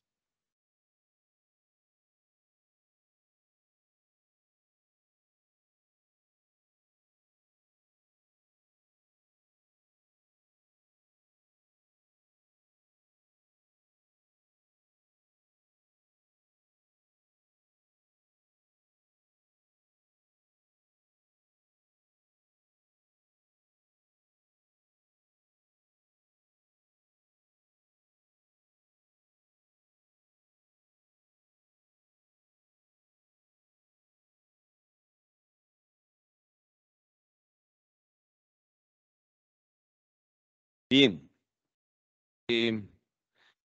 Contamos la sesión. Hoy tenemos 1, 2, 3, 4, 5, 6.